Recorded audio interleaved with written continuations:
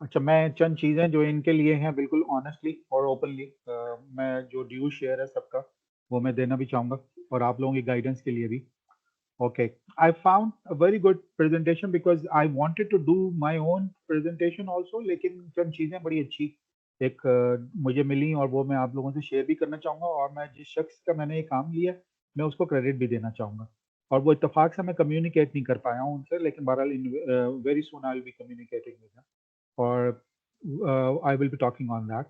और इसमें चंद चीज़ें एक और भी मैं दिखाना चाहूँगा वो यहाँ पे कि हायर ऑर्डर को डिस्कस करने के लिए this is a wonderful paper that we must be taking care of. और ये पेपर जो है 2019 का है, और इसमें people are working in a good direction, or they have done some good work, or how to spell, or of course ये जो Marco, Dr. Marco, and of course like Joseph Evhere, like or Becker or Christian Ringel, that they've been working, and they are the actually the one of the or few of the authors जो ज़्यादा यही own करते हैं smart PLS को भी, जैसे Marco, और there is another one person Wendy. So वो ये लोग ओन करते हैं स्मार्ट पीएलएस सॉफ्टवेयर को, लेकिन but these are the people working on. और जो जून हुआश ये जो है ये he has been working with the especially with the higher order constructs के ऊपर he has been working, और other people with like Pakistani there are few people, और माशाल्लाह उनके साथ भी ये मिलके काम कर रहा है। पर अभी फिलहाल he is in England these days I believe, मेरा ख्याल है, मुझे ज़्यादा भी करंट नॉलेज याद नहीं मुझे। तो एनीवे तो उनका जो पेपर मिलकर लिखा हुआ है उन्होंने, how to specify estimate and validate higher order constructs in PLSSEM, इसमें सारी चीजें मौजूद हैं।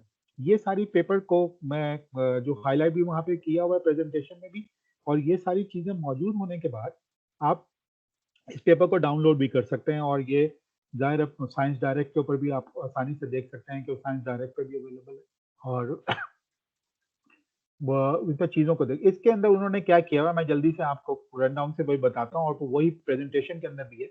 लेकिन इन्होंने किया हुआ ये है कि ये सारे मॉडल्स को उन्होंने डिस्कस किया, और ये बताया कि उन्होंने कि रिफ्लेक्टिव रिफ्लेक्टिव की शक्ल क्या होती है, रिफ्लेक्टिव फॉर्मेटिव की शक्ल क्या होती है, और फिर उसके बाद फॉर्मेटिव रिफ्लेक्टिव की शक्ल क्या होती है एरोज के हिसाब से डायरेक्शन के, और फिर उन्होंने फॉर्मेटिव फॉर्मेटिव की शक्ल क्या होती है वो बताया। और फिर एक्सप्लेन करने के बाद उन्होंने बड़ी अच्छी बातें उन्होंने, और स्पेसिफिकली जो हाई ऑर्डर कंस्ट्रक्ट को किस तरह कैलकुलेट करते हैं, किस तरह से चीज़ों को लेके चलते हैं। और फिर उन्होंने बेकर का एक फ्रेमवर्क है जो बहुत ज़बरदस्त है, वो भी अच्छा है, लेकिन उसको भी बताया और किस तरह से इसको कैलकुलेट करेंगे, और फिर प्रॉब्लम भी बताई कि इसमें क्या प्रॉब्लम आ सकती हैं। अब ये सारी चीज़ों को एक्सप्लेन करना और ये सब चीज़ें, that's almost like 3 hours may be good presentation, क्योंकि ये खुद itself is a very broad and very deep topic.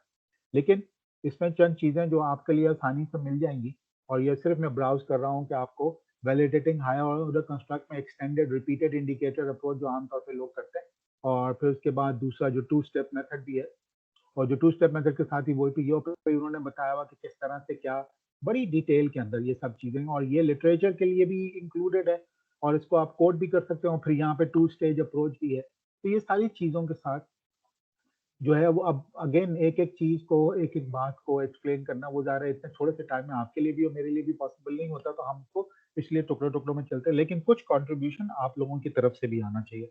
और वो ये कंट्रीब्यूशन है मिसाल के तौर पे कि आप सर से जब डिस्कस करें तो काफी चीजों को पढ़ के सर दानिश से डिस्कस करेंगे, जब आप डिस्कस करेंगे तो सर दानिश को बहुत एग्जैक्ट पिन पॉइंट हो सकता है कि हमें क्या चीज बतानी पड़ती है, क्या चीज नहीं बतानी पड़ी, या पता बतानी जानी चाहिए, क्योंकि ऑलरेडी माशाल्लाह आइडिया सर को भी है और आप लोगों को भी। लेकिन आप लोग अगर थोड़ा सा और एक्सटेंडेड मोड में आ जाएंगे पढ़ने के, और चीजों को प्रैक्टिकल, ये कोई पेपर वो नहीं है जो लिटरेचर व्यू में काम आएगा, ये वो पेपर है जो मेथोडोलॉजी में लिखता है। और अब जो है वो आप लोगों की मेथोडोलॉजी हाई ऑर्डर कंस्ट्रक्ट के हिसाब से बहुत मजबूत हो जाएगी, और जब मजबूत हो जाएगी तो उसके लिए फिर मजबूत रेफरेंसेस और मजबूत काम होना चाहिए, जो आप लोगों को बहुत ज़्यादा अच्छी तरह से सपोर्ट करेगा। तो इस वजह से ये सारी चीज़ें, सारा इंटरैक्शन और सब चीज़ों को समझना ज़रूरी है। मैं सिर्फ एक वो पेपर आप देख लेंगे, I am not trying to go into details और everything because everything is so like related and complex, और फिर डेटा फाइल को भी कर सकते हो। फिर अच्छी बात क्या है, जो कमाल बात है वो ये है कि इसको रिपोर्ट कैसे करना है, यहाँ पे ये भी दिया हुआ है। टेबल 4, टेबल 3, टेबल वो लोग ये सारी चीज़ों में। तो रिपोर्टिंग का तरीका भी है, ये इम्पोर्टेंट है। ये आम तौर पे इनकी एडवांस किताबों में एडवांस किताबें इतनी आसानी से नहीं मिलती हैं, क्योंकि अब ज़ाहिर है वो किताब से पढ़ाना और दूसरी चीज़ें करना, और फिर उन्होंने अपने आर्टिकल में कहा कि मैनुअली कैलकुलेट कर लो, और आगे जाके मैनुअली भी कहीं कहीं कैलकुलेट करना पड़ता है, नॉट नेसेसरीली जिनका फॉर्मेटिव है और उनको वो बहुत काम करना पड़ेगा, मैं डरा नहीं रहा हूँ, लेकिन हम जस्ट सेइंग इट कि मैनुअली भी कैलकुलेट करने का उन्होंने बोला कि आप मैनुअली चाहें तो इस तरह कैलकुलेट कर लें, या फिर क्योंकि सॉफ्टवेयर में 2019 या अभी तक अभी ज़्यादा प्रोविजंस नहीं है, तो Aahista Aahista they will incorporate, क्योंकि ये खुद ऑथर्स हैं स्मार्ट पीएलएस के, so they will write and they will do something about it, और उन्होंने मैनुअली कैलकुलेट करके काफ़ी एक्सटेंसिव है। अगेन सिर्फ इस आर्टिकल को पढ़ना, पढ़ने के बाद एक एक चीज़ों को अलहदा करना, वो खुद 1 हफ्ते का टाइम है, और फिर उसके बाद इस 1 हफ्ते के टाइम के अंदर ही होना चाहिए, और उसके बाद आपके लिए बहुत सारी चीज़ें इसके अंदर मौजूद हैं जो आप इसे देख सकते हैं। इसी की मैं आई वो मस्ट पे द क्रेडिट, और फिलहाल ज़ाहिर है आई कुड हैव प्रिपेयर्ड, लेकिन इत्तेफाक से अभी फिलहाल there is too much things going on academically with me, तो जिसमें बहुत सारी चीज़ें, वरना अदरवाइज मैं प्रेजेंटेशन खुद बना लेता ये सारी चीज़ें, लेकिन फिलहाल अभी मैं जो हूँ आई मस्ट पे क्रेडिट के I am using doctor Neeraj Kaushik presentation, तो और ये आपके लिए सहूलत भी है, और आप वहाँ जाके भी लाइक देख सकते हैं, या फिर इनको यूट्यूब पे भी देख सकते हैं, ये वही पेपर का उन्होंने हवाला दिया, उसकी समरी उन्होंने लिखी है, और इसमें मुझे आई मस्ट पे क्रेडिट कि he has done a marvellous job in presenting this, and that's a wonderful thing, और इनकी वीडियोज़ भी बहुत अच्छी हैं जो ऑलरेडी मैंने वेबसाइट पे भी रखी हैं, और आपके लिए भी आसान है। और फिर स्टडी मटेरियल में ये उन्होंने लाइक रिसर्च गेट से आपको ये पेपर मिल जाएगा, पेपर का टाइटल आप देख के ऊपर कर सकते हैं, and that's actually doctor Neeraj Kaushik, and again pay credit to him for this wonderful job he has presented very diligently, और बहुत ज़्यादा डीप उन्होंने ये काम किया, and all hats off to him. और यहाँ से बात शुरू करते हैं कि हाई ऑर्डर कंस्ट्रक्ट में थोड़ा प्रियम्बल दे दूँ आपको, बिल्कुल आपको ऑलरेडी पता है, बहुत सारी चीज़ें पता है, लेकिन उन लोगों के लिए जिनको कंपेरेटिव अगर उनका काम नहीं भी है हाई ऑर्डर का, लेकिन एटलीस्ट उनको समझ आ जाए, अच्छा है। सो हायर ऑर्डिकल जो कंस्ट्रक्ट्स हैं they are called hierarchical component models also, और पीएलएस एसईएम के कॉन्टेक्स्ट में इनको कहीं एचसीएम भी लिखा जाता है, या हायरार्किकल कंपोनेंट मॉडल का। अब ये आमतौर पे क्यों होते हैं? ये आमतौर पे होते ही हैं कि ये जो जितने पाथ मॉडल्स हैं, बहुत सारी लाइंस और बहुत सारे एरोज, और इन सबको अगर आप यूज करें तो ज़ाहिर है वो कॉम्प्लेक्स बन जाता है, पाथ मॉडल्स बहुत ज़्यादा हो जाते हैं, तो इनको रिड्यूस करके हाई ऑर्डर मॉडल्स को भी वो यूज कर सकते हैं, लेकिन ये तो एक एक एस्पेक्ट हुआ। दूसरा दूसरा एस्पेक्ट ये है कि बाज़-औक़ात कंस्ट्रक्ट अगर आप जो ले रहे होते हैं, या आप कोई स्केल डेवलप कर रहे हैं, या कोई कंस्ट्रक्ट ले रहे हो, तो वो डेफिनेटली उसमें बिल्ट इन नेचर में वो हायर ऑर्डर है, और वो लाइक सेकंड ऑर्डर है, या फर्स्ट ऑर्डर है, या ज़ीरो ऑर्डर है, और ये बिल्ट इन उसके अंदर मौजूद है। अब ये हायर ऑर्डर का कॉन्सेप्ट कहाँ से है? इसके लिए समझने के लिए वो भी मैं अभी थोड़ी देर बाद आगे चलेंगे, और फिर आपको मैं वो विजुअलाइज़ भी करवा दूँगा कि क्या है। तो उसमें जो हाई ऑर्डर को कहते हैं किसको, ज़ीरो ऑर्डर किसको कहते हैं, या फर्स्ट ऑर्डर, या फिर उसके बाद सेकंड ऑर्डर को कहते हैं, या फर्स्ट ऑर्डर के बाद जो है वो हाई ऑर्डर शुरू हो जाता है। तो सिंपल सी एनालॉजी, ओके, एनीवे लाइक उसमें एक तो नंबर ऑफ पाथ मॉडल या तो रिड्यूस हो जाते हैं अगर आप खुद डेवलप कर रहे हैं, लेकिन बाद औक़ात by virtue of their nature या उसकी जो कंस्ट्रक्शन है या कंस्ट्रक्ट है, वो ऑटोमेटिकली डेवलप इस तरह से हुआ है कि वो है ही सेकंड ऑर्डर। और अभी I was trying to help somebody outside Pakistan, तो वो पाकिस्तानी है, लेकिन वो like he was trying to work on Maslach burnout inventory पे काम कर रहे थे, और मैस्लैक बर्नआउट और इन्वेंटरी के जो 4 डायमेंशंस हैं, 4 dimension that was a second order model, और फिर वो उसको सेकंड ऑर्डर मॉडल के तौर पे डिस्कस करके, और फिर उसको वहाँ पे उन्होंने डिस्कस करना था, और फिर वो अल्टीमेटली वो उन्होंने कहा कि नहीं हम 3 इसके डायमेंशन ले लेंगे और उस तरह का काम कर लेंगे। तो दैट वाज़ बाय नेचर जो है वो सेकंड ऑर्डर है, मैस्लैक बर्नआउट। तो ये सेल्स में पीपल में भी बर्नआउट होता है, एम्प्लॉइज़ में भी बर्नआउट होता है। तंग आ जाते हैं कि यार मैं I am fed up with my job, I am not satisfied, let me try to change और something like that. So there are certain constructs, or not certain, but in fact the many constructs also जो second order by nature है, तो reduce the number of path model भी है, लेकिन वो like वो भी है। फिर then overcome the bandwidth and fidelity dilemma, that means कि वो bandwidth कितना deep analysis है, और कितना डीप जाना है, और फिर कितना जो है कितने वेरिएबल्स या कितने पैरामीटर्स हैं जो कवर करना है, ये बैंडविड्थ और फिडेलिटी का आइडिया, ये सब का सब उस आर्टिकल से है। मैं उस आर्टिकल की ज़ाहिर है I can not be the best summariser for that article, but at least that is up to you कि आप उसे read करके then you can go and into the depth. I'm just giving you the like a brush on. So then reducing collinearity among the formative indicators. This is another way कि collinearity को जो है वो formative indicators को reduce करने के लिए भी अगर second order हो तो वो आमतौर पे that is a workable solution also. ये डॉक्टर नीरज कौशिक की वीडियो के अंदर बहुत उन्होंने explain भी किया हुआ है. Anyway, so revisiting reflective and formative. इसमें reflective construct क्या है? Reflective construct ये है कि work on unidimensionality. They all statements. Statement means वो जो rectangle means वो जो yellow means वो observable है. Observable means manifest variables है. So all these like statements are measuring the same thing. अब वो सारी की सारे items जिनको हम research में कहते हैं, all statements and they are measuring the same thing. Hence the statements are almost same and hence correlated. जब वो एक ही चीज को define कर रहे हो और एक ही चीज को बार बार different अंदाज में पूछ रहे हो और उसके लिए इसीलिए रिफ्लेक्टिव के अंदर कोई एक अगर आइटम कम भी हो जाए तो फर्क नहीं पड़ता बिकॉज वो पूरा स्ट्रक्चर नहीं गिरता बिकॉज एक ही चीज को आप बार बार डिफरेंट तरीकों से पूछते हैं और वो डिफरेंट तरीकों से पूछने का मतलब है कि उसकी वैलिडिटी भी ऑटोमेटिकली कवर्ड हो जाती है उसकी कंटेंट और मे बी फेस और may be on top of it उसकी जो कन्वर्जेंस है वो भी इसीलिए वो उसकी वैलिडिटी चेक हो जाती है. ये जहाँ पे कन्वर्जेंस का लफ्ज मैंने इंग्लिश का इस्तेमाल किया है नॉट स्टैटिस्टिक्स का कि कन्वर्जेंस है. कन्वर्ट करने का मतलब है कि वो एक ही पॉइंट पे मरकूज हो जाए एक ही चीज पूछी जा रही हो तो that is in other words कहने का मतलब है all statements are measuring the same thing एक ही चीज और कन्वर्ज हो रही है hence the statements are almost same and hence correlated. वो आपस में कोरिलेटेड भी हैं. कोरिलेटेड का मतलब है up to the certain degree. जाहिर है बहुत ज्यादा अगर होंगे तो फिर then there are certain other issues.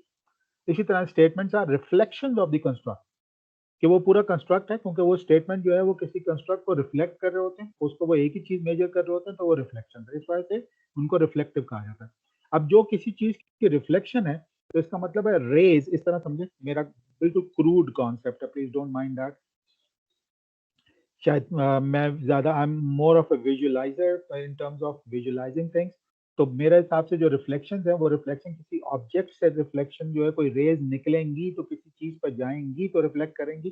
So that means construct से एरोज जब निकलते हैं या सर्कल से या एलिप्स से जो कि एमॉस या सीबीएसईएम या पीएलएसएसएम है तो वहां से जब एरो निकलेंगे तो वो डेफिनेटली रिफ्लेक्शन और वो रिफ्लेक्शन वो जाके आइटम्स की तरफ जाएंगे जो अभी मैं दिखा भी दूंगा और ये ऑलरेडी जो लोग काम कर चुके हैं वो माशाल्लाह जिनको अंदाजा भी है तो दे विल अप्रिशिएट दैट कि at least this is another way of looking at it. इसी तरह से फॉर्मेटिव है. Formative checks many dimensions and hence the statements are not correlated. Many dimensions एक ही चीज के multiple dimension. Our dimension is not that particular appropriate word over here, but it may be कि वो उसके manifestations हैं. Dimension यानी बहुत सारी फॉर्मेटिव जो कंस्ट्रक्ट है उसकी बहुत सारी मैनिफेस्टेशन उसकी बहुत सारे एंगल्स हैं बहुत सारी लेट्स से नुवेंसेस हैं बहुत सारे एस्पेक्ट्स हैं. अब ये डिफरेंट वर्ड्स है जो डायमेंशन के ऑल्टरनेटिव है. उन सब को अगर देखा जाए तो फिर कोई एक चीज बनती है लेकिन उन सब को देखने में अगर कोई एक चीज मिस हो जाए तो फिर वो पूरी चीज के बारे में नहीं पता चल पाएगा और वो कॉन्सेप्ट ही डेवलप नहीं होगा. तो इसी तरह से दे आर फॉर्मेटिव कंस्ट्रक्ट्स जिनमें आप कोई एक आइटम या कोई एक चीज उनका सब डायमेंशन आप गिरा दें. जब वो गिरा दें तो उसका मतलब है गिराने का मतलब है यू ड्रॉप इट ऑफ और यू डोंट इंक्लूड इट तो वो पूरा स्ट्रक्चर खराब हो जाता है और पूरा स्ट्रक्चर खराब होने के अंदर जो है वो पूरा मीनिंग कन्वे नहीं होगा या उसका जो कॉन्सेप्ट है वो कन्वे नहीं होता. वो कंस्ट्रक्ट नहीं रहेगा. जिन चीजों से वो बना हुआ है वो चीज में से कोई एक मिसाल बिल्कुल समझें कि दीवार है अगर और कोई दीवार के अंदर जो है वो अगर कोई खास सीमेंट या उस तरह की कोई चीज जिसको पूरे एलिमेंट और दीवार के अगर वो ही नहीं है तो वो पूरा कंस्ट्रक्ट नहीं दीवार नहीं रहेगी. तो इस वजह से दिस इज द केस कि वो सारे इंग्रेडिएंट्स उसमें होने चाहिए वो डायमेंशन की सूरत में व्हाटएवर. और इसमें that's why statements form the construct क्योंकि ये सारे एलिमेंट मिलकर कंस्ट्रक्ट बनाते हैं. ठीक है. तो that's why they form the construct. That's why they are called formative constructs या formative aspect of the model. तो फॉर्मेटिव मॉडल्स हैं या रिफ्लेक्टिव मॉडल्स हैं. So that's why they form the construct. This is a very crude way of saying it. I may be wrong somewhere over here, but sometime, but like it's just a basic idea. I just wanted to give it to all of you. ताकि कोई वो जल्दबाजी नहीं है लेकिन मतलब in the case of कि आपको concept समझ में आ जाए. Okay. So रिफ्लेक्टिव कंस्ट्रक्ट में लाइक आमतौर पे स्टैटिस्टिक्स जो इन्वॉल्व होती है वो क्रॉनबैक अल्फा हाई आमतौर पे रिक्वायर्ड होती है. ये एक जनरलाइज कॉन्सेप्ट ऑफ पीलेस एसियन के कॉन्सेप्ट थोड़ा सा हटके, लेकिन अगेन याद रखिएगा this is not from doctor Neeraj own concept, but this is from the summary of the article that he is trying to present, and in a very wonderful way. So high Cronbach alpha ensures, G please. Okay, high Cronbach alpha ensures that all statements are measuring the same concept. So ये Cronbach alpha ज़रा यहाँ पे चाहिए होगा. Formative construct में low VIF is the actually statistics involved of identification के formative है. और अगर VIF अगर low है तो आप आसानी से समझ जाते हैं और के like various statements are different और ensure करता है low VIF. अब इस तरह समझें, मैं आपको इसका ऑपोजिट भी ले लें कि अगर आपका हाई VIF आ रहा है तो समझ जाएं कि कंस्ट्रक्ट जो है ना वो एक्चुअली रिफ्लेक्टिव है, और अगर आप रिफ्लेक्टिव में काम कर रहे हैं और अगर आपका जो है लो VIF आता है तो वो फॉर्मेटिव की तरफ जा सकता है, लेकिन वही नहीं है. लेकिन फॉर्मेटिव में आमतौर पे जो है वो आमतौर पे आइडेंटिफाई हो जाता है कि ओके ये रिफ्लेक्टिव है या जो फॉर्मेटिव है. तो दिस इज अनदर आइडेंटिफिकेशन, ये क्यूज है और ये क्यूज से आपको अंदाजा हो जाता है. अभी सिर्फ समरी लाइक जो चीज़ों की है वो मैं एक्सप्लेन करने की कोशिश कर रहा हूँ. Okay, then they are reflective versus formative high order construct. ये मैं आपको विजुअलाइज भी कराऊंगा, लेकिन just high order reflective construct में लाइक दे रिफ्लेक्टिव कंस्ट्रक्ट में हाई ऑर्डर में यूनिडायमेंशनैलिटी पे काम करते हैं. यूनिडायमेंशनैलिटी पे बहुत सारे लोगों ने और भी काम किया. ओवर्टन का फ्रेमवर्क है 1988 का, लेकिन वो डेफिनेटली CBSE में ज़्यादा एप्लीकेबल नजर आता है. आमतौर पे वो नई स्टडीज में वो उसको शो नहीं करता है. लेकिन work on unidimensionality, all statements are measuring the same thing, hence the statements are almost same and hence correlated. The high order reflective construct, lower order construct LOC क्योंकि एक हाई ऑर्डर कंस्ट्रक्ट है, और फिर इसके बाद लो order construct है. लो order construct कौन सा होता है? Reflection and high order construct जो डायमेंशंस होते हैं यानी आइटम्स से जो सबसे करीब होते हैं, that are low order construct. जिसको लो ऑर्डर का मतलब है जीरो ऑर्डर कह लें या फर्स्ट ऑर्डर कह लें, और हाई ऑर्डर का मतलब है सेकंड ऑर्डर या थर्ड ऑर्डर. ये आमतौर पे this is how it goes, और वो अभी विजुअलाइज करेंगे तो आपको समझ में आ जाएगा. मैं अभी आपको उसकी शेप भी दिखाऊंगा और दोबारा रिपीट भी करूंगा. इसी तरह से हाई ऑर्डर फॉर्मेटिव स्केल्स भी हैं या कंस्ट्रक्ट है. यहाँ पे scale is not the right word but okay fine, क्योंकि डॉक्टर नीरज ने मेरे ख्याल वहाँ पे जो उसको आर्टिकल को लिखा है तो वो इस वजह से construct many dimensions and hence the statements are not correlated. Correlation आपकी आमतौर पे कम होती है, इसलिए वो it corroborates or it testifies the low VIF factor. इसी तरह से इनके इसमें भी लो ऑर्डर कंस्ट्रक्ट होते हैं, लो ऑर्डर से हाई ऑर्डर की तरफ जाते हैं आमतौर पे फ्रॉम लेफ्ट टू राइट या राइट टू लेफ्ट, लेकिन ये आमतौर पे इसी तरह से ही होता है. और okay, and then this is the shape, और ये शेप को अगर आप देखें तो रिफ्लेक्टिव जो उस आर्टिकल में बना हुआ है, वो आर्टिकल के अंदर बना हुआ है, तो नीचे आप देखें कि वो डॉक्टर नीरज कंट्रीब्यूशन इसके, उन्होंने एरोस को बहुत आसानी से समझा दिया. और ये जो रिफ्लेक्शन आपको ये नजर आ रहा है जहाँ पे मैं कर्सर अगर आपको दिखा रहा हूँ, तो this is actually called lower order construct. और यहाँ पे जो नजर नहीं आ रहे हैं rectangle, these are actually items यहाँ पे होंगे, और ये सारा रिफ्लेक्ट कर रहा होगा. मैंने आपको कहा कि रिफ्लेक्शन है, रिफ्लेक्शन किसी ऑब्जेक्ट की है, और तो फिलहाल ये ऑब्जेक्ट है और उसमें से रेज निकल रही हैं और that is all been reflected on the items. तो आइटम्स एक्चुअली रिफ्लेक्ट दिस. जो रिफ्लेक्शन अगर उस पर पड़ी है या वट जो भी उसका जो कॉन्सेप्ट और मीनिंग है, तो वो जो आइटम्स हैं, ठीक है, और या ऑब्जर्व वेरिएबल जिनको कहते हैं, तो वो जो ऑब्जर्व वेरिएबल्स हैं या मैनिफेस्ट वेरिएबल्स हैं, उन सारों को या इंडिकेटर इंडिपेंडेंस में चले जाते हैं. लेकिन ये बात यहाँ पे जो वेरिएबल्स हैं वो सारे के वेरिएबल वो रिफ्लेक्ट करते हैं इन दो लोअर ऑर्डर कंस्ट्रक्ट्स को, और फिर ये दोनों लो ऑर्डर जो है वो रिफ्लेक्ट कर रहे हैं इस higher order construct. So this is actually the first order is there, zero order, yeah, or this is the जो है वो हाई ऑर्डर का यहाँ पे रिफ्लेक्शन में जो है वो यहाँ पे कॉन्सेप्ट है. इसी तरह से ये एरोस के पोजीशन को अगर आप देखें तो दिस इज रिफ्लेक्टिव. और फिर यहाँ पे अगर आप आ जाएं तो जिस तरह मैंने आपको बताया था कि वो फॉर्म कर रहे हैं, तो यहाँ पे ये आइटम वाला हिस्सा तो रिफ्लेक्टिव है, लेकिन ये दोनों इटसेल्फ इज फॉर्मिंग ये वाले जो फर्स्ट ऑर्डर जो है, सॉरी जीरो ऑर्डर जो है, ये जीरो ऑर्डर जो है वो ये फॉर्म कर रहा है. This is the high order model को. तो दैट्स व्हाई उन्होंने जो LOC1, LOC2, LOC3 किया हुआ यहाँ पे, आप LOC1 और LOC2 you can easily C. So shape of the diagram explains everything for you. इसी तरह से फॉर्मेटिव रिफ्लेक्टिव है. फॉर्मेटिव पहले यानी हमेशा लोअर ऑर्डर का नाम पहले आएगा फॉर्मेटिव, और उसके बाद जो है वो हाई ऑर्डर का नाम बाद में आएगा. तो ये भी एक लाइक सिंबलिज्म में से आएगा, या एटलीस्ट नॉमेनक्लेचर इसका इस तरह का है कि नाम को जिस तरह नाम लेना है उसमें भी यही होता है कि फॉर्मेटिव रिफ्लेक्टिव। तो पहले लो ऑर्डर की बात करेंगे, तो लो ऑर्डर में यहाँ पे अगर आप देखें एरोस की डायरेक्शन में तो फॉर्मेटिव है, और उसके बाद then it is shows reflective. Again there are certain good videos, और वो मेरा ख्याल है जॉन शिया का भी जो है वो वीडियो है बहुत अच्छी, आई थिंक 58 मिनट्स 51 मिनट्स, और दैट्स वंडरफुली एक्सप्लेन। बट अभी still lot of work needs to be done, जो वो काम कर रहे हैं इसके ऊपर। लेकिन अभी 2019 में ये पेपर इसलिए उनका मिलके उनके साथ आ गया। अभी और भी he is trying to develop something more, फिर new methodologies would be emerging soon, तो नई चीज़ों के साथ with the पीएलएसएस।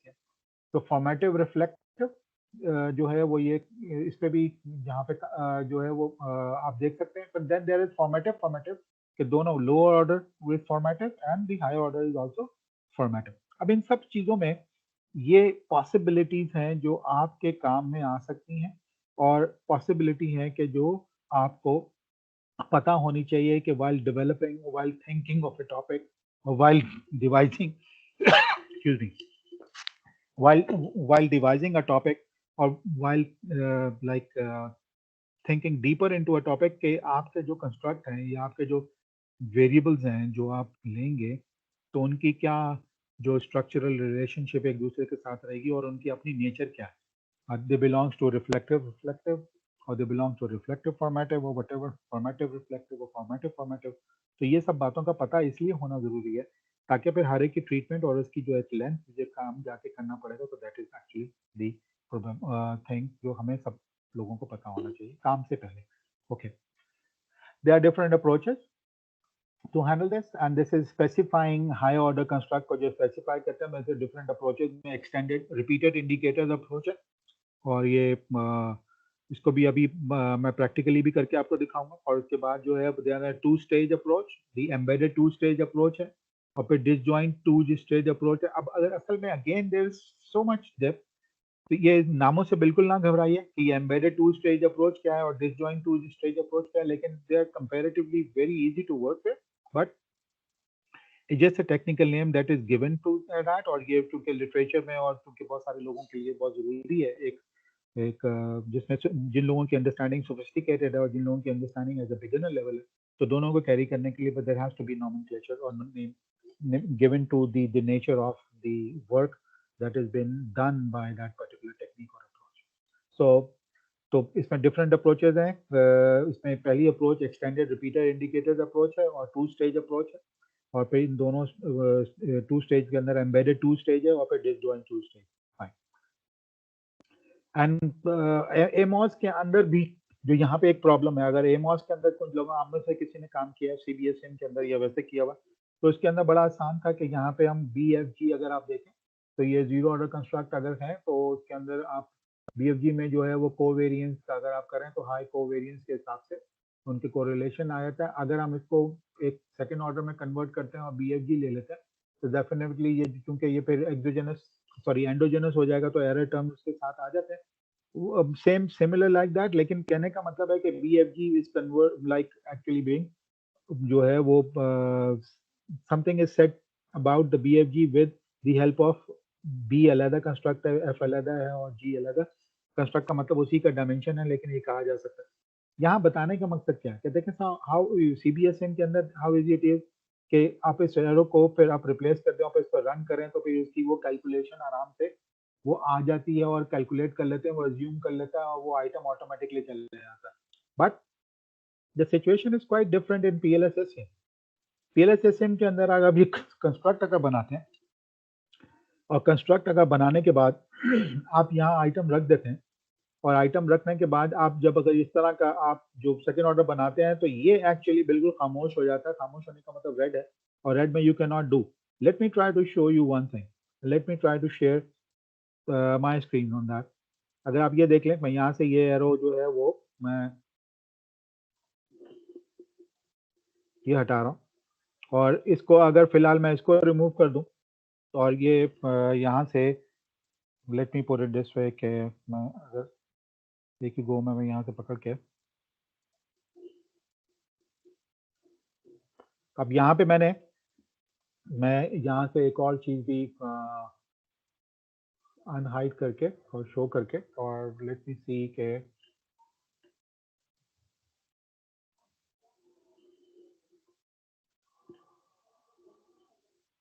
Now see this. The problem is कि मैंने सिंपल ये सारी चीजों को मैंने बना लिया, बनाने के बाद अब नाउ द प्रॉब्लम इज कि यहाँ पे आके मैं क्या करूँ? I can not do this. For example if I come over here and PLS algorithm में चलाऊं, तो वो कह रहा है कि there is a red thing and I can not do that. अब उसके लिए करना क्या होगा? ये स्मार्ट पीएलएस में जाहिर है दिस इज डिफरेंट देन जो सीबीएसईएम का कॉन्सेप्ट है। उसके अंदर तो वो ऑटोमेटिकली लाइक लेके और डिफरेंट और बहुत सारी कर सकता था, लेकिन यहाँ पे we need to do something about it. Fine. उसके बाद क्या है? अब वो यहाँ पे अब यह है कि रिपीटेड इंडिकेटर्स अप्रोच है। रिपीटेड इंडिकेटर अप्रोच में क्या है कि आप क्या करेंगे? आप करेंगे ये कि जो इंडिकेटर्स यहाँ पे आपने रखे हुए हैं वही इंडिकेटर्स को यहाँ पे कलेक्ट करके आप इसको भी देंगे। मिसाल के तौर पे मैं यहाँ पे आपको दिखा देता हूँ, यहाँ पे ऑलरेडी सिलेक्टेड है, और वो सिलेक्ट करने के बाद मैं यहाँ आके इसको मैं अगर अटैच करूंगा, जैसे ही वो सारे रिपीट इंडिकेटर्स यहाँ आ जाएंगे तो दैट विल बी वही इंडिकेटर्स मैंने रिपीट किए। वो रिपीट जब इंडिकेटर्स यहाँ आ जाएंगे तो that mean that will be all of the PSQ जो हो जाएगा। तो मैं यहाँ राइट क्लिक करके इसको हाइड कर दूंगा तो ज़ाहिर है वो हाइड हो जाएंगे, और अब मैं इसका एनालिसिस कर सकता हूँ और मैं इसको काम कर सकता हूँ, और वट एवर जो भी मैं इससे बात, मिसाल के तौर पे अगर हम यहाँ पे आते हैं और पीले इस पे आके मैं just running it for the sake of it, let's see what happens. ठीक है, और now I can see something is done. ठीक है, और ये आसानी से ये यहाँ पे डेवलप हो गया, और डेवलप होने के बाद मतलब उसने काम किया, और फिर उसके बाद मैं अभी फिलहाल यहाँ पे मेजरमेंट और दूसरी चीज़ों को नहीं छेड़ रहा हूँ, या वो इंडिकेटर्स को नहीं हटा रहा हूँ। ये हाई ऑर्डर पे जाने के लिए, काम करने के लिए आपका मेजरमेंट मॉडल और वो दो साथ दूसरी चीज़ें भी अगर पहले से हुई हुई हैं और उसके साथ आप पूरा काम कर रहे हैं, तो वो पहले सारे काम किए हुए हों, फिर स्ट्रक्चर के बाद आके आप ये काम कर सकते हैं। तो जो उसके साथ साथ करेंगे तो आपको वो एक एक करना पड़ेगा। फिलहाल we are not going into that detail. But the problem is, can you look at it? This is 1. This is regression value R square is 1. ये जो R square 1 है, that is 100% reflection of the actually ये जो सब dimension, जो first जो zero order है। अब वो जीरो ऑर्डर में मुझे सारे के सारे ये जो फर्स्ट ये सब का सब यहाँ पे अगर आ रहा है, जिसको यहाँ पे वो जो दिखा रहे हैं, तो ये R स्क्वायर अब एग्जैक्टली 1 है। Now this possess a problem, because ये प्रॉब्लम पोज ये करेगा कि अगर मैं इसके आगे कोई और कंस्ट्रक्ट अगर बना देता हूँ, और कोई और कंस्ट्रक्ट अगर यहाँ मैं फॉर एग्जांपल जो मैंने डिलीट किया था, और यहाँ पे अगर मैं कोई और कंस्ट्रक्ट बना देता हूँ, और कोई और कंस्ट्रक्ट बनाने के बाद मैं इसका एनालिसिस करता हूँ, तो वो यहाँ पे इसके आगे या इसको मैं एनालाइज करूँ, तो ये आगे चूंकि 100% इसके अंदर ये पोशीदा है, आप इस तरह देख लीजिए 100% ये तीन छह के छह आइटम यहाँ पोशीदा है, तो इधर 1 आएगा और इधर 1 आएगा, तो ये इधर मीनिंग कोई कन्वे नहीं कर पाएगा, क्योंकि already there is something else is going on. वो मतलब there will be a lot of problems. So this is actually the issue कि R स्क्वायर की वैल्यू जो 1 आती है, पर उसके बाद वो डिफरेंट, उसको हम कैसे एनालिसिस में लेंगे और किस तरह करेंगे, वो तो 100% एक्सप्लेन कर देता है। और यहाँ से फिर वो बात शुरू होती है कि हाई ऑर्डर को टैकल करना, हाई ऑर्डर को जो संभाल के रखना, ये मतलब उसको एक डिफरेंट तरीके से देखना, वो एक डिफरेंट चीज है। तो यहाँ से बात इसलिए जरूरत पड़ी कि हाई ऑर्डर को डिस्कस करना जरूरी है। यहाँ पे मैं repeated indicator पर all indicators of the lower order component are assigned to the high order component, जिस तरह मैंने करके दिखाया आपको, और जिस तरह आपको मैंने BFG का उन्होंने एग्जांपल दी, लेकिन वो ऑलरेडी मैंने आपको फिजिकली करके दिखा दिया। और ये स्मार्ट पीएलएस में उन्होंने ये बताया कि ये सारे के सारे इंडिकेटर्स हैं, और सारे के सारे इंडिकेटर्स जो है वो लेके आप इधर ऐड कर देंगे। ये भी ये जो डॉक्टर नीरज ने अपनी तरफ से एडिशनल ये बात उनको एक्सप्लेन की, क्योंकि वहाँ पे वो आर्टिकल में भी एक्सप्लेन हुई थी। और फिर यहाँ पे अब यहाँ पे एक चीज और बड़ी मजेदार है कि अगर आप यहाँ पे फॉर्मेट अगर आप देखें, तो ये चारों के चारों जो ये जो है डायमेंशन, ये पीएसक्यू के ऊपर, जिस तरह मैंने यहाँ पे ये चारों के चारों जो है वो पीएसक्यू के ऊपर आ रहे हैं। अगर वो पीएसक्यू पे आ रहे हैं, तो यहाँ से ये एक्चुअली ये फॉर्मेटिव, ये वाला पार्ट रिफ्लेक्टिव है, लेकिन ये फॉर्मेटिव है। इसका रिजल्ट अगर मैं इसको रिफ्लेक्टिव भी बना दूं, जो कि टिपिकली आमतौर पे सीबीएसईएम में बनता है, और वो सीबीएसईएम की मैं आपको यहाँ पे मैं सिर्फ दिखा सकता हूँ कि वो आप उसे देखिए, जो सीबीएसईएम में टिपिकली बनता है, और वो ये देखें सारे के सारे जो है ये रिफ्लेक्टिव ही है। ठीक है, और तो वो रिजल्ट जो आएगा वो सेम ही आएगा, ये टेस्टेड बात है। और फिलहाल अभी इतनी गुंजाइश है, टाइम का वो जो गुंजाइश नहीं है कि इसको हम टेस्ट करके दिखाएं। अब जब हम एक्सटेंडेड बात करेंगे तो वो मैं आप शायद आपको प्रैक्टिकली भी करके दिखाऊंगा। देख, अगर हम इसका मोड भी चेंज कर देते हैं तो वो फर्क नहीं पड़ता और वो आगे जो है वो आएगा। लेकिन ये एक एक्सटेंडेड बात बता रहा हूँ, तो ये मतलब नहीं है कि आपने इसको उस तरह से लेके अपने काम को चाहे जो मर्जी रख लें। वो डिपेंड करता है कि आप काम क्या करना चाहते हैं और किस तरह से करना चाहते हैं। तो वो दिस इज राइट। तो ये that's why either you take all the variables over here, और यहाँ पे वो फिलहाल जो है मोड रिफ्लेक्टिव में है और यहाँ पे जो है वो मोड जो है वो फॉर्मेटिव के अंदर भी है। तो अब इसको दिस इज द केस जो यहाँ पे उन्होंने एक्सप्लेन किया। अब problem of taking second order formative as DV, that's again another problem.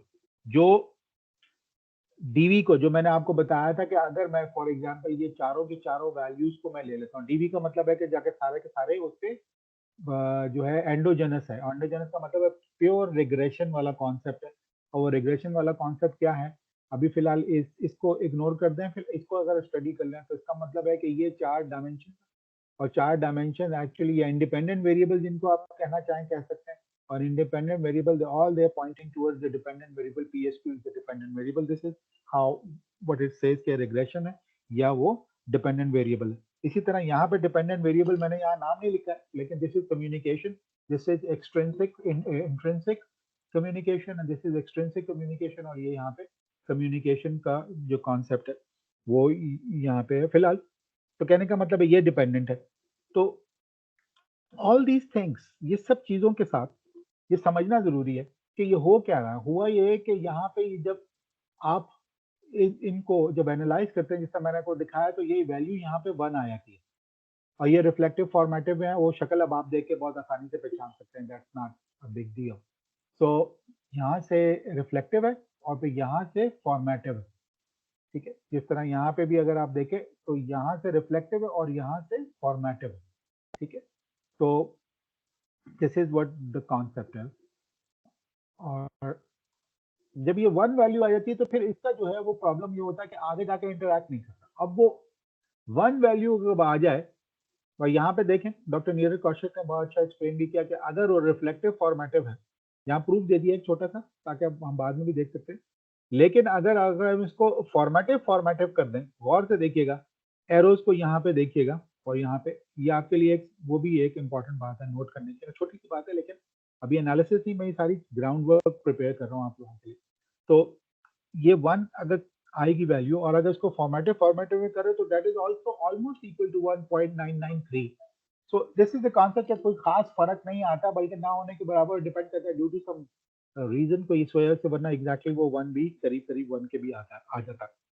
तो ये दिस इज अनदर एग्जांपल कि फॉर्मेटिव, अगर आप इसको फॉर्मेटिव ले या आप इसके रिफ्लेक्टिव फॉर्मेटिव ले, द सेम थिंग। ओके, बस रिफ्लेक्टिव फॉर्मेटिव एज डीवी अगर आप लेते हैं तो जिस तरह मैंने बताया कि यहाँ पे अगर मैं रिटेंशन को भी ले लूँ और रिटेंशन के आइटम्स को भी रख लूँ, पीएसक्यू जिस तरह मैंने आपको दिखाया, और फिर यहाँ पे कम्युनिकेशन है।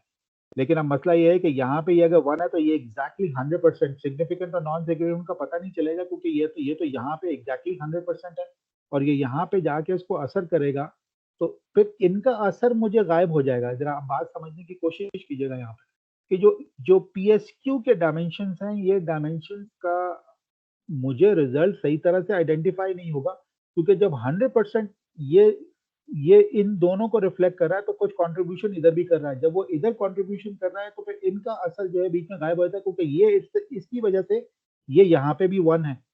जब इसकी वजह से 1 है तो इधर तो चले, ये दोनों का असर यहाँ पे भी डाइवर्ट हो सकता है, यहाँ पता चल जाएगा इफेक्ट, असर मीन्स इफेक्ट, वो यहाँ भी पता चल जाएगा। लेकिन इन दोनों में बात खुल के समझ नहीं आएगी और will be confuse. So this is the main reason के हायर ऑर्डर को सही तरह से समझना जरूरी है, और यहाँ पे डेफिनेटली रिक्वायर्स टाइम और दैट हो तो स्टडी है। लेकिन फिलहाल यहाँ पे मिसाल के तौर पे, अब वो मैं इस मॉडल को बनाऊं अगर रन करूं, और यहाँ पे फिलहाल आसानी के लिए इस तरह समझ ले कि अगर मैं इसको रन नहीं करता, क्योंकि रन कोई वो नहीं है इसमें कमांड, और अगर नॉन सिग्निफिकेंट बाय डिजाइन है, क्योंकि यहाँ पे देखें वो कंट्रीब्यूट कर रहा है और वो माइनस में कंट्रीब्यूटर 0.360 इसकी की वैल्यूज है, ये लोडिंग नहीं जो है वो इसकी ठीक है। तो वो अगर नॉन सिग्निफिकेंट भी कंट्रीब्यूट करे तो we are not sure, that means we can not be sure much, हमें ज्यादा कुछ पता नहीं चल पाएगा कि हो क्या रहा है, व्हाट इज हैपनिंग। तो इस वजह से रिफ्लेक्ट हायर ऑर्डर कंस्ट्रक्ट का जो सर ने मेंशन किया उसके पीछे राज वो राज ये है कि ये कंफ्यूज करता है और इसकी कैलकुलेशन लंबी तो नहीं, थोड़ी लंबी भी है लेकिन ट्रिकी भी है, और ट्रिकी है तो थोड़ा सा मतलब एक्स्ट्रा काम करना पड़ जाता है। और खास तौर पे इस पेपर के रिफ्लेक्शन में ऑनेस्टली स्पीकिंग वो काफी काम है, और काफी काम उन्होंने जो एक्सप्लेन किया हुआ है वो बहुत ज्यादा डिटेल में उन्होंने काम करके एक्सप्लेन किया हुआ है कि इसकी रिपोर्टिंग कैसे करनी है या चीजें की, तो उन्होंने बहुत सारे एंगल्स को बहुत सारी चीजों को डिस्कस किया हुआ है। मेरे हिसाब से आपके लिए जो है वो आप बिल्कुल अगर बिल्कुल नए और पिछले कॉन्सेप्ट क्लियर नहीं है तो हाई ऑर्डर के पढ़ने के लिए कम से कम 2 हफ्ते से ज्यादा लग जाएंगे इस वाले पेपर को पढ़ने के लिए, क्योंकि इसमें बहुत सारी चीजें हैं जो छोटा छोटा करके आपको पढ़ के समझना है और कैलकुलेट, वरना अदरवाइज 1 हफ्ता डेडिकेटेडली बहुत जरूरी है। पर ऑफ कोर्स उसको फिर समझाने के लिए भी द टाइम चाहिए, there is too much on that. और उस पे मैंने आपको पहले हाईलाइट कर दिया डॉक्टर नीरज कौशिक की, आप वीडियो भी देख सकते हैं, और डेफिनेटली हम उसी तरह का कोई चीज को भी हम भी उसको जो है रेप्लिकेट करने की कोशिश करेंगे। ऑलरेडी बहुत अच्छी है, वो भी हम कर सकते हैं और बहुत अच्छा तो बात कर सकते हैं, but he has already done some good work also. Okay, anyway, so solution क्या है? इसका सॉल्यूशन ये है कि extended repeated indicators approach to deal with this problem. Becker साहब ने एक बड़ा अच्छा आइडिया दिया। अभी जरा गौर से आप देखिएगा, मैं सिर्फ अभी विजुअली एक्सप्लेन कर रहा हूँ आपको, जरा हर चीज की करने के लिए डेप्थ में जाना, एक प्रियम्बल भी आपको समझ में आ जाए, एक कॉन्सेप्ट समझ में आ जाए, उस आर्टिकल की समरी भी अगर आप इससे देख लें और उसको इस तरह से ले लें कि आर्टिकल की समरी एक डिफरेंट अंदाज में और मे be localized version of explaining things, or may not be there at accurate wordly मतलब उसमें word by word accuracy ना हो आर्टिकल के, but at least the concept is there। तो ये जो प्रॉब्लम हो रहा है, इस प्रॉब्लम को सॉल्व करने के लिए डॉक्टर बेकर ने रिटन अ गुड आर्टिकल, और वो 2012 का propose the extended repeated indicator approach, और उन्होंने ये अप्रोच किया। और ये अप्रोच जो है वो उन्होंने total effects analysis of collect type hierarchical component model का उन्होंने जो है वो उसका नाम दिया। तो researcher need to additionally specify, उन्होंने ये कहा कि रिसर्चर को स्पेसिफाई करना पड़ेगा अलग रिलेशनशिप बिटवीन एंटीसीडेंट कंस्ट्रक्ट, यानी जो आपका मेन कंस्ट्रक्ट है उससे पहले वाला, और लोअर ऑर्डर कंस्ट्रक्ट जो है वो उसको बताना पड़ेगा, यानी स्पेसिफाई करना पड़ेगा further relationships. Okay, this is a good English, but can we see visually? Visually देख ले तो ज्यादा अच्छा हो जाए, समझ में आ जाएगा। बिल्कुल सही है, वो विजुअली मैं आपको दिखाता हूँ। इसमें instead of analyzing the direct relationship between the antecedent and construct and the higher order component, which is zero by design, researcher need to analyze the antecedent construct total effect on the higher order component। देखें यहाँ पे, अब इसको जरा गौर से देखें, वही exactly framework है। कम्युनिकेशन, कम्युनिकेशन का लिंक अगर रिटर्न, फिलहाल इसी को ले ले, अभी इसको अगर इग्नोर कर दें रिटेंशन को, तो बेकर ने ये कहा कि आप अगर ये इसको कर रहा है तो ये प्रॉब्लम क्रिएट अगर कर रहा है, तो आप क्या करें कि आप डायरेक्टली यहां से एरो लें, ये बोल्ड सिर्फ इसलिए किया आपको बताने के लिए, ठीक है, और ये एरो लें और ये सीधा का सीधा जो है आप इसके डायमेंशन में, दूसरे कंस्ट्रक्ट के डायमेंशन में you can insert that arrow, यानी आप उसको डिपेंडेंट बना दें और फिर वो रिफ्लेक्ट हो जाए। अगर आप गौर से देखें, यहाँ मकसद मीडिएशन वाला नहीं है, लेकिन फिर भी आपको मीडियो नजर आएगा कि पाथ उसका जो है वो इस वाले पाथ से राउट कर दें चीजों को, यानी this is going directly and this is also going indirectly from that path also. दूसरे लफ्जों में कहने का मतलब है कि मैं यहाँ से, ठीक है, इसको यहाँ से या यहाँ से, मैं अगर यहाँ मैं एक एग्जांपल दे रहा हूँ just for the heck of it, कि यहाँ से आप ये बना लें और फिर यहाँ से भी एक एरो करके वो ये कह रहे हैं कि उसको आप इस तरह कंस्ट्रक्ट कर लें, ठीक है, and this is what baker solution है, कि इस तरह से जो है वो एक आप सॉल्यूशन आप ऑर्गेनाइज कर सकते हैं। तो दिस इज वन पॉसिबिलिटी, और इस सॉल्यूशन के साथ ऑलरेडी उन्होंने एक्सप्लेन भी किया कि like this total effect also includes all the indirect effects of IDV, पे वो हमें पढ़ने के लिए indirect effect or IDV like a independent variable on higher order construct, where the lower order component portray an accurate picture of the antecedent construct's actual effect on the higher order component. Actual effects of the antecedent construct, that means कौन सा construct, again ये antecedent construct on the high order construct, ये जो है ये भी high order है। So this is what the concept जो एक बेकर का जो है, baker is one of the author's of smart PLS, also one of the author's of this software. और इनके आर्टिकल जो है काफ़ी टेक्निकल हैंडलर के साथ और जो उन्होंने लिखे हुए, एंड देयर अप्रोच। मैं इस अप्रोच का नाम दोबारा आपको बता रहा हूँ, और उसमें कोई सोल्यूशन ये था, extended, this is extended repeated indicators approach, right. This could also be done and well documented, ये हम कर सकते हैं और उससे हम अपनी मेथोडोलॉजी में भी दे सकते हैं। अगेन अब आप इसको करके दिखाएंगे, कैलकुलेशन है फिलहाल, मैं अभी वो हम अपनी एक्सरसाइज के लिए छोड़ रहे हैं, मैं क्योंकि मुझे बहुत सारी और दूसरी चीजें भी एक्सप्लेन करनी है, ताकि आज के दिन में आपको मैं एक अच्छा सा फ्रेमवर्क भी दिमाग में आपके एक आइडिया डाल दूँ, ताकि फिर हम इस पर काम करके और भी कर सकते हैं।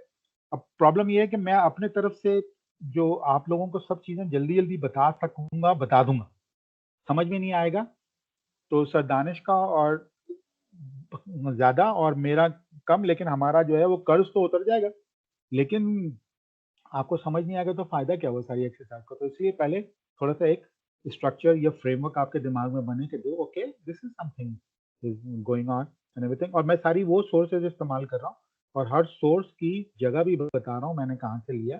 इसमें कोई चीज कहीं भी राजा रब नवाज के पास छुपी हुई नहीं है और ना मेरा इरादा है खुदा ना खास्ता। तो एवरीथिंग इज वेरी वेरी, पर सिर्फ ये है you need to do some effort, go and try to do it, try to find it out everything। Recording देख के आप you can go and try to do that, explore, you will learn more and maybe you'll be working some in some approaches better than us. We don't mind that, that's a wonderful thing। हमें ज़्यादा खुशी होगी या at least सरदानिश को ज़्यादा खुशी होगी माशाल्लाह। तो इसलिए now the other two approaches are two stage approach, the embedded two stage approach जिसमें कहा था कि एक embedded था और एक disjoint था। Save all the scores of all constructs in the model and add these as new variables to the data set। दूसरी अप्रोच क्या है कि मैं आपको यहाँ पे उसकी अप्रोच का भी एक आइडिया देता हूँ और मैं आपको फिजिकली भी दिखाता भी, फिक्र करने की बिल्कुल जरूरत नहीं है। लेकिन क्या है कि मैं इसको रन करूँ, ठीक है, रन या इसको मैं रन करूँ और इसको रन करके यहाँ पे जो फैक्टर स्कोर आएगा, ठीक है, उस फैक्टर स्कोर को मैं आपके सामने रखूं। मैं एग्जाम्पल यहाँ पे अब जा रहा है, मैं कॉपी नहीं कर सकता क्योंकि असल में मेरे पास जो है वो वर्जन जो भी है वो नॉट दैट वर्जन जिस पे कर सकते हैं। लेकिन अगर हम फॉर एग्जाम्पल अगर हम इसको पीएलएस एल्गोरिदम करते हैं और यहाँ से इसको हम रन करते हैं, ठीक, और यहाँ पे अगर रन किया और वो फिलहाल अभी लेटेंट वेरिएबल जो मैंने नाम नहीं दिए हुए, लेकिन डोंट वरी ऑन दैट, और ये अगर 1 1 आया फिलहाल अभी इसको रिजल्ट को भी इग्नोर कर दें। और प्लीज थ्योरेटिकली ये भी मत जाइएगा कि सर ये कम्युनिकेशन जो है ये परसीव सर्विस क्वालिटी के ऊपर, इसके थ्योरेटिकली तो पॉसिबल नहीं है, और ऐसा नहीं है। मैंने सिर्फ आपको एक मिक्स कंस्ट्रक्ट का एक कॉन्सेप्ट देने के लिए कि वो जाहिर है थ्योरेटिकल फ्रेमवर्क जो आप अपना काम करेंगे वो तो सब मीनिंगफुल एक दूसरे के कंस्ट्रक्ट होंगे। यहाँ पे फिलहाल मैं आपको आई am just telling you something के यहाँ वैल्यूज इतनी इंपॉर्टेंट नहीं है जितना आपको चीजें समझाना कि प्रोसीजर क्या इंपॉर्टेंट है और वो किस तरह से चलेगा। अभी लाइक पीएलएस से वैल्यूज है और इसके अंदर अगर मैं यहाँ पे लेटेंट वेरिएबल, इसका दूसरी अप्रोच क्या है कि मैं लेटेंट वेरिएबल अगर मैं ले लेता हूँ और लेटेंट वेरिएबल में फिलहाल तो मैंने वहां पे उसको सारे इंडिकेटर वेरिएबल लेके किया है, लेकिन लेटेंट वेरिएबल में अगर यहाँ से मैं कॉपी कर लूँ और कॉपी करके मैं अपनी फाइल में ले जाऊं और अपनी फाइल में अगर ले जाऊं और फाइल में ले जाने के बाद मैं उनको एज ए स्कोर, जो स्कोर हैं मैं उनको इस्तेमाल कर सकता हूं। और ये सब के सब टू स्टेज अप्रोच में जो स्कोर को ये लिखा हुआ है, save the scores of all construct in the model and add these as new variables to the data set. New variable data set का क्या है, मैं आपको एक एग्जांपल दे रहा हूँ, यहाँ पे दिखा रहा हूँ। और for example let's move on over here and ये यहाँ पे मैं अभी इसको मॉडल में और यहाँ पे मैं आपको ये दिखाता हूँ कि ये मिक्स कंस्ट्रक्ट है।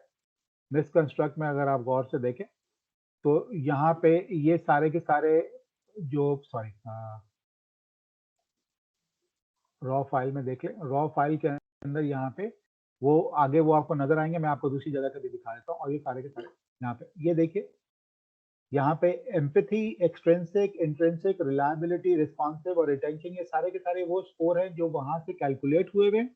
और कैलकुलेट होने के बाद, यहाँ से कैलकुलेट होने के बाद जो मैंने आपको बताया कि जगह कहाँ है, वो कहाँ से कैलकुलेट होकर कहाँ से लेंगे।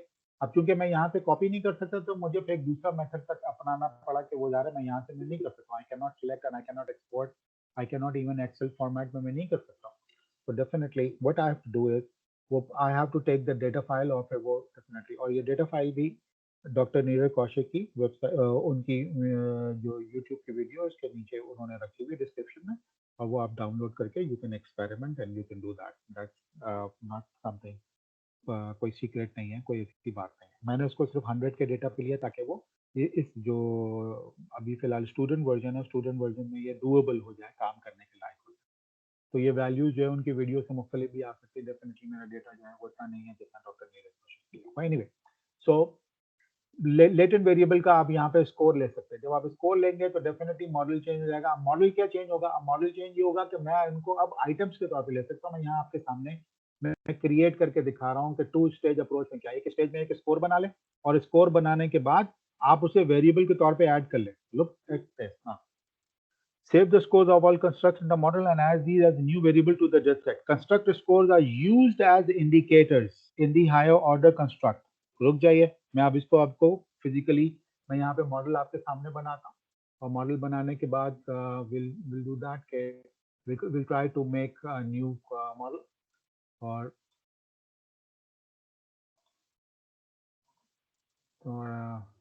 सॉरी,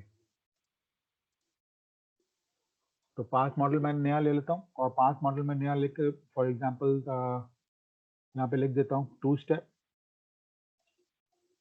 और 2 स्टेप के अंदर अब मुझे पता है PSQ की बात करोगे या मैं कम्युनिकेशन की बात कर लूँ, ठीक है. तो उसमें फिलहाल मैं अभी PSQ की बात अगर कर लेता हूँ, तो मैं यहाँ पे आके आई जस्ट से लेटेंट वेरिएबल, और या मैं इसको डायरेक्टली यहाँ से ले लेता हूँ मिसाल के तौर पे. ये एम्पैथी और लेट्स से सॉरी ना, एम्पैथी को ले लेता हूँ, रिलायबिलिटी को, रिस्पॉन्सिवनेस को, और देयर इज द अगर ये 3 ले लिए, और आई थिंक आई बिलीव या दैट्स इट. और इन सबको इन 3 को ही मैं अगर ले लेता हूँ just to show you for that matter, और मैं यहाँ ला के अगर इसको कर दूँ, so this is exactly what actually meant by the second. अब ये PSQ बन जाएगा. मैं इसको यहाँ आके फिलहाल ये 3 जस्ट इग्नोर दैट कि वो 4 ही हैं, और फिलहाल ये 3, लेकिन उसको आप ले लें और F2, और यहाँ पे मैं इसको आई कैन राइट के लाइक दिस इज PSQ. और ये है एक्चुअली जो सेकंड और मेथड है. अब हुआ ये कि ये जो एम्पैथी का पूरा एनालिसिस है, ये एम्पैथी का पूरा पूरा एनालिसिस जो है ये वहां से जो डेटा मेरे पास मौजूद है ये वहां से आया है, ठीक है. और इस पे जो इसी तरह से यहाँ पे कम्युनिकेशन को अगर मैं बनाऊं मिसाल के तौर पे एक्सट्रिंसिक, ख्याल रखिएगा ये वो आइटम नहीं है. इस तरह यहाँ पे मैं आपको दिखा देता हूँ इंट्रिंसिक के ये 4 आइटम्स हैं, और इसके एक्सट्रिंसिक के सॉरी 3 आइटम्स हैं, और एक्सट्रिंसिक के 3 आइटम्स हैं. ये दिस इज समथिंग कि ये फैक्ट, ये इसका वेरिएबल लेटेंट वेरिएबल स्कोर आया है, और ज़ाहिर है वो डेटा फाइल में आप इसको देख भी सकते हैं. और अगर चले मैं इसको थोड़ा सा यहाँ पे अगर ले भी जाऊँ, और for that matter where I can go and go to our my taking with so much things on going on. So here मैं for HO high order models के अंदर for example mixed construct के अंदर यहाँ पे अगर आ जाता है, और मैं इसको यहाँ पे ले लेता हूँ.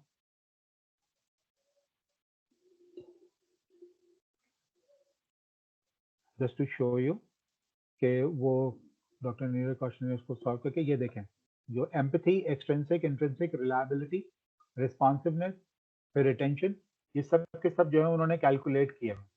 अब वो जो कैलकुलेट किए हुए हैं वो एम्पैथी, एक्सट्रिंसिक, इंट्रिंसिक, रिलायबिलिटी सब के सब कैलकुलेट करके ये फैक्टर वहाँ जो वैलिडिटी स्कोर है, सॉरी लेटेंट वेरिएबल स्कोर है, वो सब उन्होंने यहाँ से वहाँ से कॉपी करके पेस्ट किया हुआ है. चूंकि मेरे साथ लिमिटेशन ये है कि मैं यहाँ एनालिसिस तो कर सकता था, ठीक है, और मैं वो एनालिसिस करने के बाद लेकिन मैं इसको यहाँ पे मैं कॉपी नहीं कर सकता. तो जिसकी वजह से मैंने फिर वो वाली अप्रोच आपको सिर्फ दिखाना मुनासिब समझा कि आप इसे देख लें, और ये इस तरह किया जा सकता है. तो कहने का मतलब to the other on the other hand 2 step approach के अंदर दिस इज वो की एम्पैथी, और वो उसको इस तरह से आप हम इसे यूज कर सकते हैं, और वो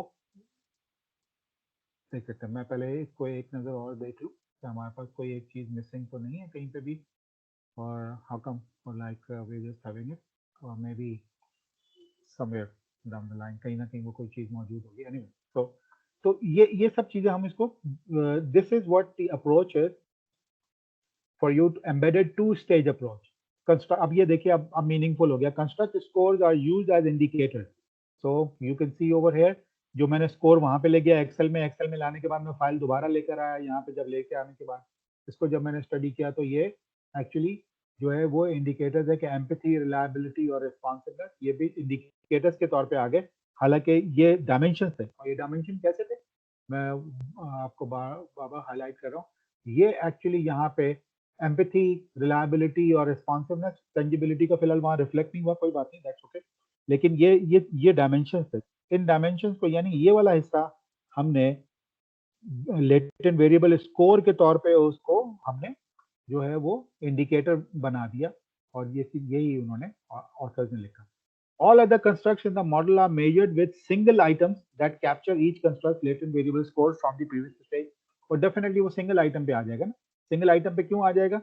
ये जो कह रहे हैं ऑथर, वो क्या कह रहे हैं? वो ये कह रहे हैं कि ये 3 टेंजिबिलिटी थे, टेंजिबिलिटी के 3 आइटम्स को कन्वर्ट करके वो एक सिंगल आइटम में कन्वर्ट होके यहाँ वो इस पूरे डायमेंशन को रिप्रेजेंट कर देगा। और उसकी एग्जांपल जो है वो आपको मैंने यहाँ पे ये देख रहे हैं आप कि वो यहाँ पे वो एग्जांपल हर एक की रिस्पेक्टिवली यहाँ पे वो नजर आ रही है। Okay, this is what the concept है।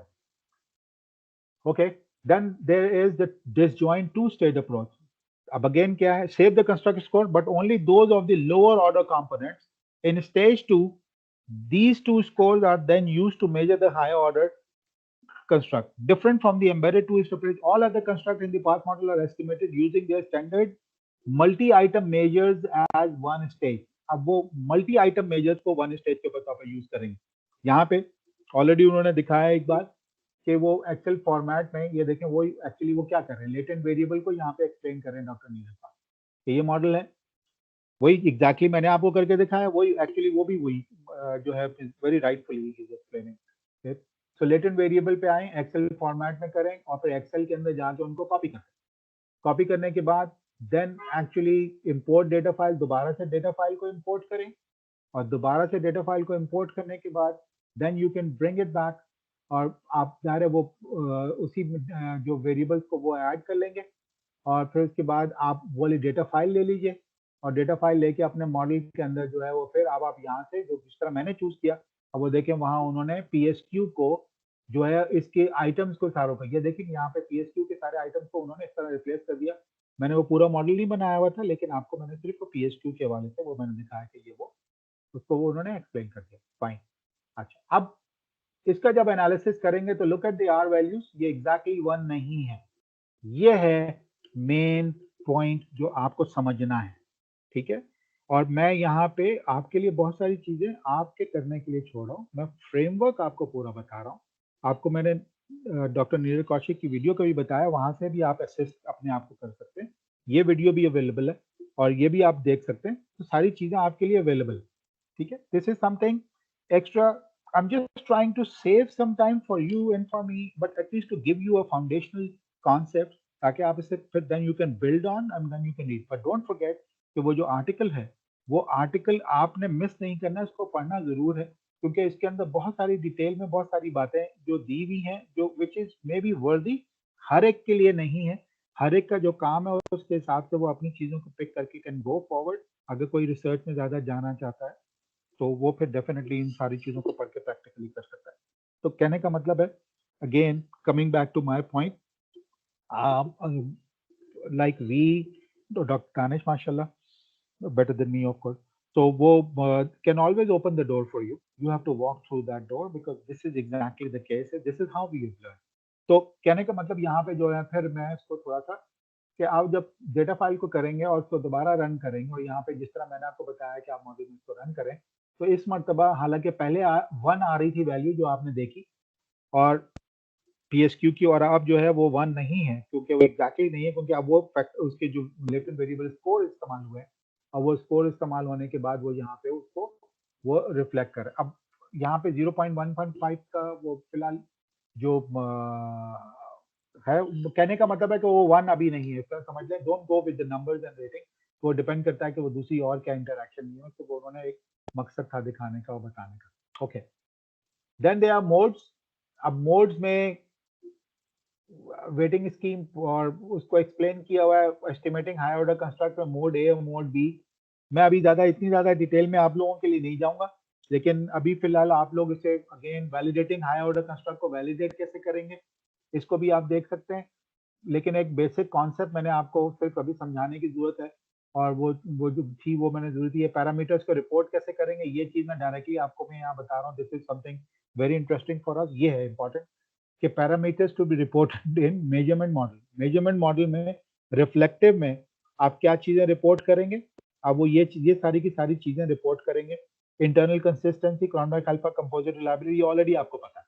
Convergent validity, indicator reliability, average variance extracted, AVE और डिस्क्रिमिनेंट वैलिडिटी को आप रिपोर्ट करेंगे। फॉर्मेटिव कंस्ट्रक्ट में क्या रिपोर्ट करेंगे, convergent validity, maybe yes, conversion validity और collinearity between indicators VIF को जिसका मैंने कहा कि वो कम होता है तो उसको एक्सप्लेन करेंगे। फिर सिग्निफिकेंस वैल्यू, पी वैल्यू और relevance of outer weights, not outer loading.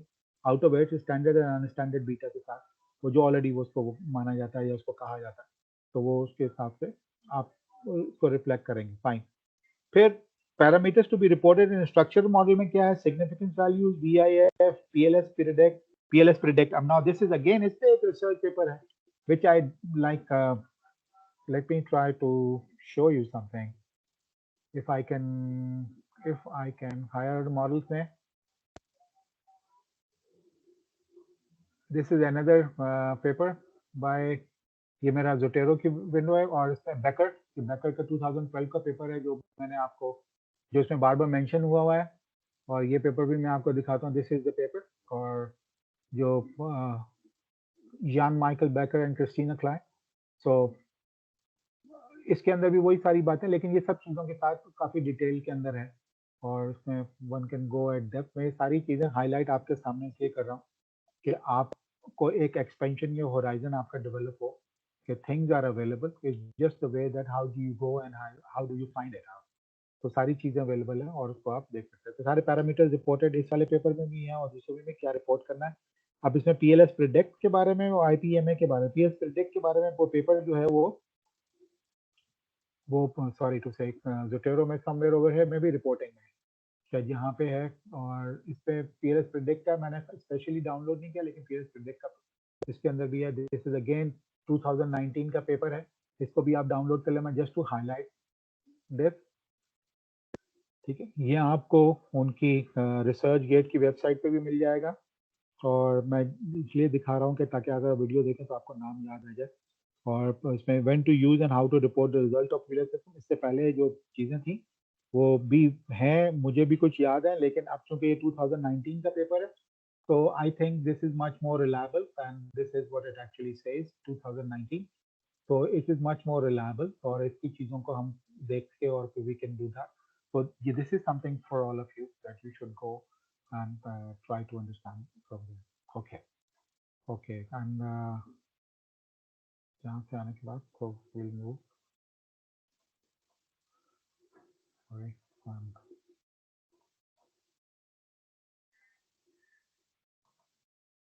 okay, what I have done. I'll close something. Just wait for a second, guys. Okay, maybe no, this is something else. Okay.